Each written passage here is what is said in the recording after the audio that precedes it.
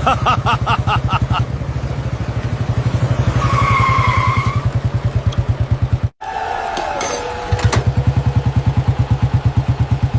हटो हटो सब पीछे, रास्ता खाली करो साहब के लिए। क्या तमाशा देखने खड़े हो गए सब? ए बूढ़ा, 20,000 जल्दी निकाल, जल्दी कर। है? देख क्या रहा है, फटाफट निकाल। मेरे पास इतना पैसा कहाँ से आएगा साहब? कुछ तो मुझ गरीब पे रहम कीजिए। रहम? ये देख मेरा रहम।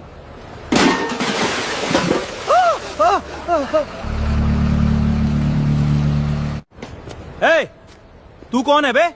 वहां जमीन पे क्या छिपकली की तरह दुबका बैठा है? हाथ में क्या छुपा रहा है? हुजूर, मैं तो एक गरीब मजदूर हूँ। पड़ोस के गांव से आया था यहाँ मजदूरी करने। काम नहीं मिला तो अब वापस अपने गांव जा रहा हूँ हुजूर। ए, पैसा हमें दे दे। नहीं साहब, ये मेरी 3 दिन की भूख काटकर जोड़े हुए पैसे हैं। घर जाना है साहब, मुझ गरीब को मत लूटिए, मैं आपके पैर पड़ता हूँ। बहुत जबान लड़ाता है रे तू। ला इधर, ला इधर। 150 रुपीज। चल, आज की तेरी बस स्टैंड की फीस चुकता हुई। और तू बूढ़ा सुन, तुझे 15 मिनट का वक्त दे रहा हूं। या तो 1,000 रुपए का इंतजाम कर ले या अपनी ये गुमटी समेटने की तैयारी कर ले। चल चंदर, जरा आगे वाले ऑटो वालों से भी टैक्स वसूल लें।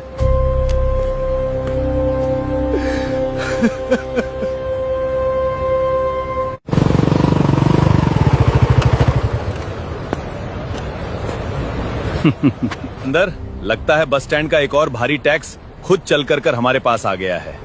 चल जरा इस मैडम से भी कानून का पालन करवाएं। ओए मैडम, ये लाल रंग का खिलौना यहाँ बीच रास्ते में कैसे खड़ा कर दिया? दिख नहीं रहा ये बस स्टैंड है, तुम्हारे बाप का गैराज नहीं? एक्सक्यूज मी सर, मैंने स्कूटी बीच रास्ते में नहीं खड़ी की है। आप देख सकते हैं, मैंने स्कूटी बिल्कुल सफेद लाइन के अलग पार्किंग जोन में लगाई है। इससे किसी बस या यात्री को कोई दिक्कत नहीं हो रही है। ए लड़की, दरोगा जी से कानून मत बघार। ये सफेद लाइनें नगर निगम ने खींची होंगी, लेकिन इस बस स्टैंड का कानून दरोगा रतन सिंह के जूतों से शुरू होता है। चलो पर्ची कटवाओ। पर्ची? किस बात की पर्ची? ये गवर्नमेंट की फ्री पार्किंग जोन है। यहाँ कोई पार्किंग फीस नहीं लगती। अरे मैडम, गवर्नमेंट तो दिल्ली में बैठती है। मेरी गवर्नमेंट का रूल है, जो भी गाड़ी इस स्टैंड पर खड़ी होगी उसे 500 रुपए का सुरक्षा टैक्स देना पड़ेगा। निकालो 500 रुपए, वरना अभी इस स्कूटी की हवा निकालकर इसे कबाड़ खाने भिजवा दूंगा। 500 रुपए? ये सुरक्षा टैक्स है या सरेआम गुंडागर्दी? आप पुलिस की वर्दी पहनकर आम जनता से हफ्ता कैसे वसूल सकते हैं? मैं एक भी पैसा नहीं दूंगी। आपको जो करना है कर लीजिए। तेरी ये जबान बहुत चल रही है ना? तू जानती नहीं है तू किससे बात कर रही है? ये जो खाकी वर्दी मैंने पहनी है ना, इसका एक बटन भी तेरे पूरे खानदान पर भारी पड़ सकता है। Don't touch my scooty. मेरी प्रॉपर्टी को हाथ लगाने का आपको कोई हक नहीं है। बिना किसी लीगल चालान के आप मेरी गाड़ी की चाबी नहीं निकाल सकते। मैडम, सरकारी कर्मचारी के काम में बाधा डालने और पुलिस पर हाथ उठाने के जुर्म में अभी के अभी हथकड़ी लगा दूंगा। सारी वकालत लॉकअप में निकल जाएगी। भूल रहे हैं कि पब्लिक को डराना आपका काम नहीं है, और आप मेरा कुछ नहीं बिगाड़ सकते, क्योंकि मेरा भाई आ रहा है। वो इंडियन आर्मी में है। जब वो आएगा तो उसे समझाना कि अपना ये फर्जी टैक्स का कानून।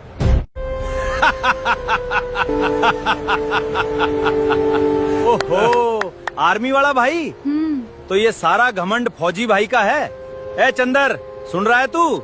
मैडम हमें बॉर्डर वाले फौजी से डरा रही हैं। कि सुन ले कान खोलकर, तेरा भाई बॉर्डर पे गोली चलाता होगा, वहाँ उसका रौब चलता होगा, लेकिन ये शहर मेरा बॉर्डर है, यहाँ मेरा डंडा चलता है। मेरा वो फौजी भाई जब यहाँ बस से उतरेगा ना, तो उसे भी मेरे जूतों के सामने खड़ा होकर टैक्स भरना पड़ेगा, समझी? मेरे भाई और इंडियन आर्मी के बारे में एक शब्द भी बकवास करने की जरूरत नहीं है। जो वर्दी आपने पहनी है वो आप जैसे भ्रष्ट लोगों की वजह से बदनाम है, लेकिन मेरे भाई की वर्दी इस देश का सम्मान है। चंदर, कॉल कर थाने में और महिला कांस्टेबल को बुला। आज इस लड़की की सारी अकड़ मैं हवालात में निकालूंगा। इसे आज ऐसी धारा में अंदर करूंगा कि इसका वो फौजी भाई भी अपनी पूरी उम्र कोर्ट के धक्के खाते खाते गुजार देगा।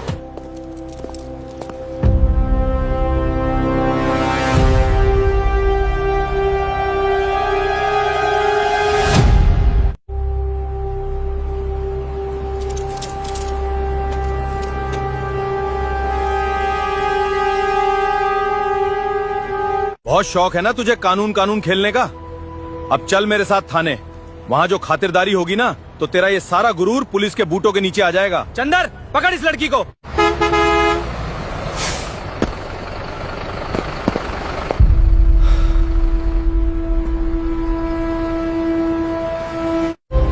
तेरा वो फौजी भाई क्या मुझे कानून सिखाएगा? पुलिस वालों से पंगा लेकर आज तक कोई सीधा खड़ा नहीं रह पाया है। रास्ता दीजिए, पीछे हटिए।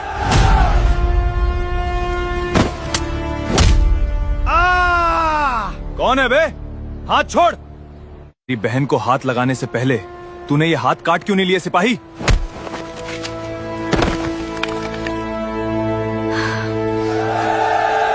भैया ये पुलिस वाले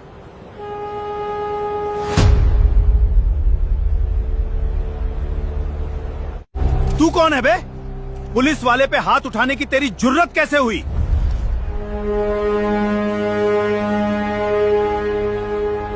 तू ही अभी कह रहा था ना कि मेरा फौजी भाई आएगा तो उसे भी जूतों के सामने खड़ा करके टैक्स वसूलूंगा। ले दरोगा जी, फौजी आ गया है। बता टैक्स किस चीज का दूं? देश की सरहद पर बर्फ में -20 डिग्री में ड्यूटी कर या अपनी जान की बाजी लगाकर तुम जैसे भ्रष्ट लोगों को चैन की नींद सुलाने का? ओहो, तो तू है वो बॉर्डर का हीरो। सुना है फौजी, आर्मी का रोना मुझे मत दिखा। तुम लोग वहाँ नौकरी करते हो, सरकार तुम्हें इस बात की तनख्वाह देती है, कोई एहसान नहीं करते तुम देश पर। ये बस स्टैंड मेरा इलाका है, यहाँ तू फौजी नहीं एक आम आदमी है। तेरी बहन ने मेरा 500 रुपए का टैक्स नहीं दिया, अब तो ये भी अंदर जाएगी और तू भी। तनख्वाह? तू सरहद की मिट्टी को तनख्वाह से तोलता है बेईमान। तूने ये खाकी वर्दी सिर्फ हफ्ता वसूलने और गरीबों को डराने के लिए पहनी है। तू कहता है ना कि ये तेरा इलाका है, कान खोलकर सुन ले दरोगा, मेरा इलाका इस देश का वो कोना कोना है जहाँ तिरंगा लहराता है। तू जिस कानून की धौंस इस निहत्थी मेरी बहन को दिखा रहा है वो कानून मुझे भी पता है। अगर मैंने तेरे इस नाजायज टैक्स के खिलाफ आर्मी हेडक्वार्टर में एक कॉल कर दिया ना तो तेरी ये वर्दी और तेरा ये घमंड दोनों तेरे शरीर से नोच लिए जाएंगे। बहुत बकवास कर रहा है दरोगा जी, इसके सिर पे डंडा मारिए, सारा फौजी का नशा उतर जाएगा।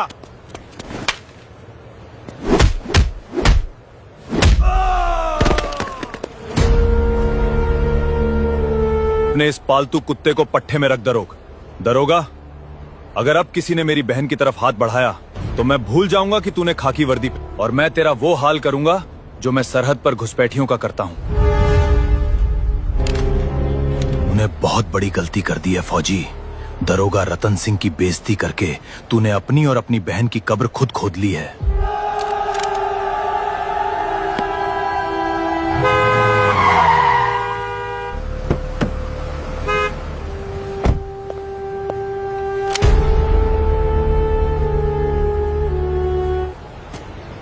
गुड मॉर्निंग दरोगा जी, लगता है आज सुबह सुबह आप ड्यूटी के बजाय बस स्टैंड पर अपनी कोई प्राइवेट अदालत चला रहे हैं। तू कौन है बे काले कोट वाले, बीच में क्यों कूद रहा है? देख नहीं रहा यहाँ पुलिस की कार्रवाई चल रही है? जा यहाँ से, वरना तुझे भी सरकारी काम में दखल देने आरोप में अंदर कर दूंगा। दखल? दरोगा जी, आपने अभी अभी जो अपनी रिवॉल्वर पे हाथ रखा वो इंडियन पीनल कोड की किस धारा के तहत आता है? जहां तक मुझे याद है सुप्रीम कोर्ट की DK बसु गाइडलाइंस के मुताबिक बिना किसी हथियारबंद खतरे के एक आम नागरिक और वो भी एक निहत्थी लड़की और एक छुट्टी पर आए फौजी पर हथियार तानना सीधे तौर पर अटेम्प्ट टू मर्डर और मिसयूज ऑफ पावर का केस बनता है। बहुत कानून पढ़ के आया रे तू, मुझे सुप्रीम कोर्ट का डर दिखा रहा है। ये जो लड़की है इसने पार्किंग के नियम तोड़े हैं और मेरे काम में बाधा डाली है। पार्किंग के नियम? मैंने अभी म्युनिसिपल कॉर्पोरेशन के जोनल ऑफिसर से बात की है, इस पूरे बस स्टैंड पे कहीं भी पार्किंग फीस नहीं है। आप जो इन ऑटो वालों, इस गरीब मजदूर और इस लड़की से पैसे मांग रहे थे वो पार्किंग फीस नहीं बल्कि IPC के सेक्शन 384 और 385 के तहत का क्रिमिनल ऑफेंस है। दरोगा रतन सिंह, आप एक पब्लिक सर्वेंट हैं। अगर मैंने अभी आपका ये कच्चा चिट्ठा हाई कोर्ट के विजिलेंस सेल में दे दिया तो सस्पेंशन तो छोड़िए, आपकी ये वर्दी उतर जाएगी और आप अपनी ही जेल में बंद होंगे। वकील, अपनी ये फाइलें और अपनी ये बकवास अपने कोर्ट में जाके कर। तू जानता नहीं है रतन सिंह की पहुंच कहां तक है। मेरे ऊपर बड़े बड़े लोगों का हाथ है, तू मुझे सस्पेंड करवाएगा? तेरी हैसियत क्या है बे? दरोगा जी, मैं तो बस एक वकील हूँ, मेरा काम तो सिर्फ कानून की किताबें पढ़ना और धाराओं के बारे में बताना है। सजा सुनाना मेरा काम नहीं है दरोगा जी। वो काम तो इनका है, मेरी बहन का, जो पिछले आधे घंटे से आपकी सारी गुंडागर्दी अपनी आंखों से देख रही है।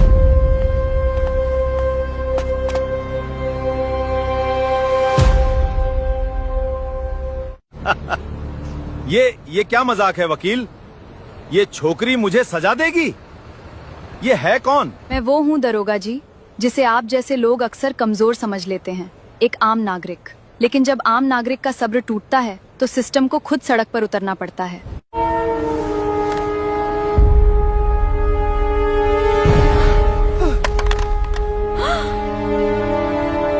एसपी मैडम, 500 रुपए की रंगदारी, एक गरीब मजदूर का पैसा लूटना, और जब एक छुट्टी पर आया फौजी इस देश के कानून की दुहाई दे तो उसे झूठे केस में फंसाने की धमकी।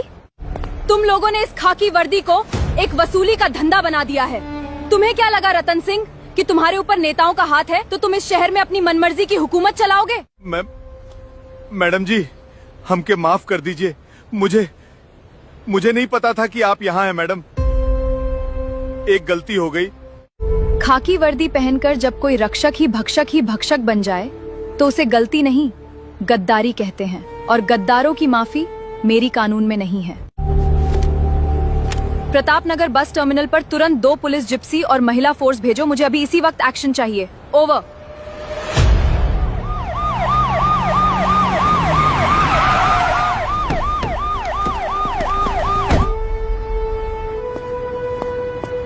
जय हिंद मैडम।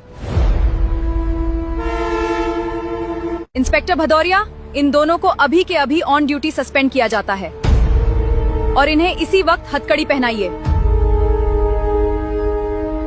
मैडम जी, मुझ पर रहम खाइए। मेरे बीवी बच्चे हैं मैडम, मेरी पूरी नौकरी बर्बाद हो जाएगी।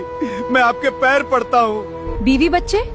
और जो ये मजदूर दिन रात मेहनत करके अपने परिवार के लिए पैसे जोड़ता है, क्या उसका कोई परिवार नहीं है? जब तुम इसकी 3 दिन की भूख का पैसा छीन रहे थे। मेहनत की कमाई है दादा। आज के बाद कोई वर्दी वाला आपको डराकर 1 रुपया भी नहीं मांगेगा। ये आपकी एसपी का वादा है। जाइए, आराम से अपने गांव की बस में बैठिए।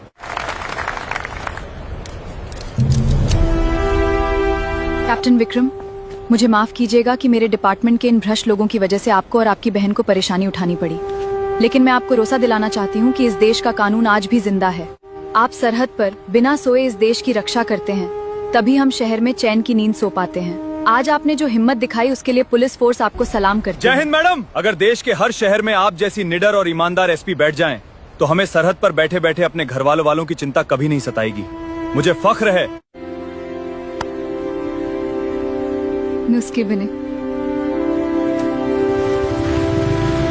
भदौरिया, इन दोनों को घसीटते हुए जीप में डालो और सीधे सिटी थाने के लॉकअप में ले जाओ।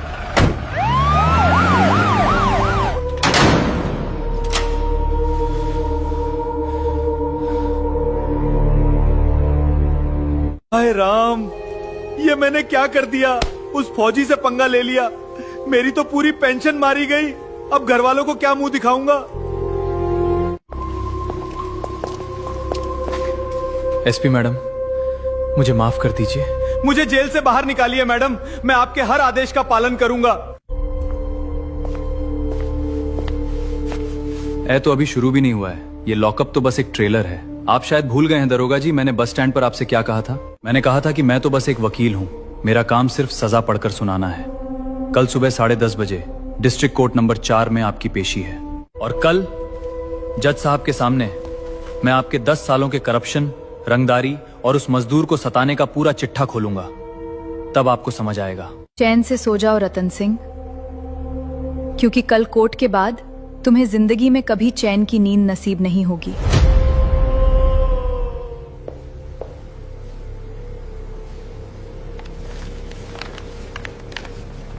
देश तरह सकान के डिमिशन रहा है।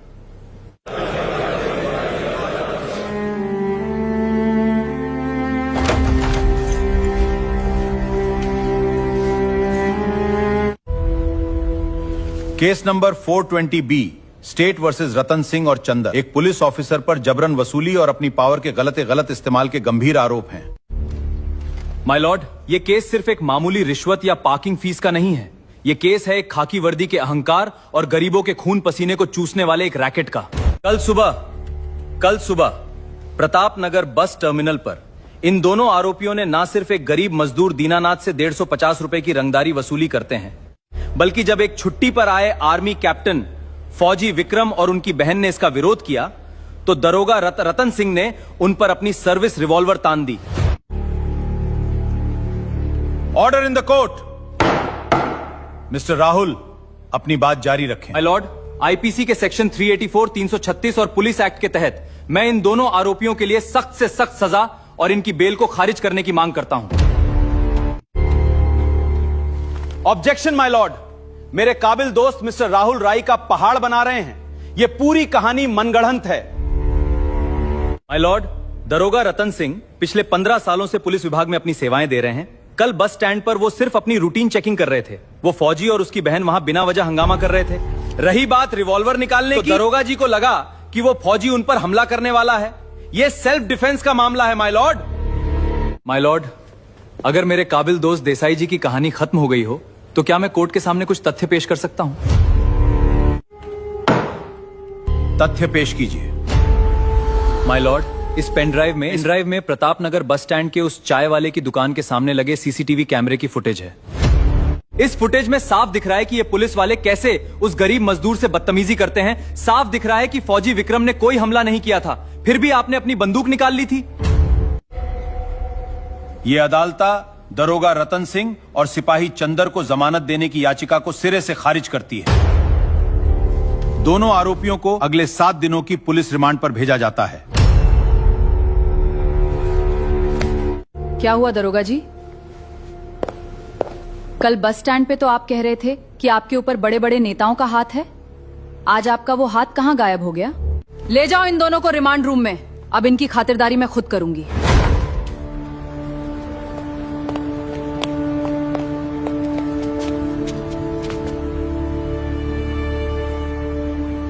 इंसाफ हुआ है आज। कानून सबके लिए बराबर है।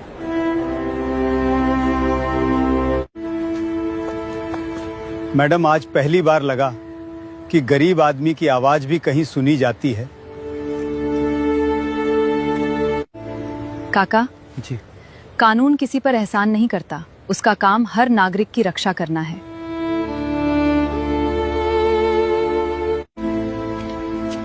मैडम, अब मुझे डर नहीं लगेगा।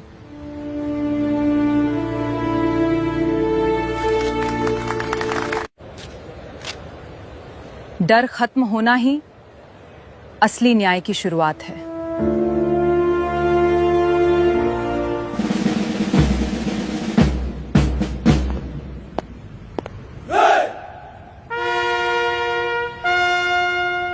कल की घटना सिर्फ 2 पुलिस कर्मचारियों की गिरफ्तारी नहीं थी, वो पूरे विभाग के लिए एक आईना थी। अगर कोई पुलिस वाला जनता को डराएगा, कानून उसका साथ नहीं देगा। अगर कोई ईमानदारी से सेवा करेगा, पूरा विभाग उसके साथ खड़ा रहे। कल की घटना सिर्फ 2 पुलिस कर्मचारियों की गिरफ्तारी नहीं थी, वो पूरे विभाग के लिए एक आईना थी। अगर कोई पुलिस वाला जनता को डराएगा, कानून उसका साथ नहीं देगा। अगर कोई ईमानदारी से सेवा करेगा, पूरा विभाग उसके साथ खड़ा रहे।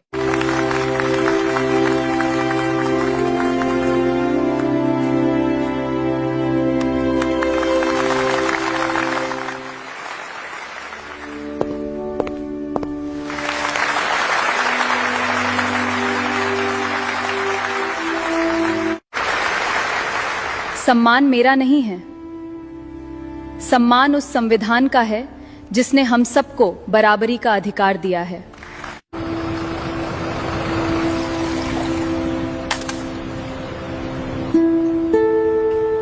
लगता है सच में समय बदल गया है। मैडम, रिपोर्ट आ गई है। शिकायत पेटी लग गई है। सीसीटीवी जांच पूरी हो चुकी है। नए निर्देश जारी कर दिए गए हैं। याद रखिए, कानून का डर अपराधी को होना चाहिए, आम आदमी को नहीं।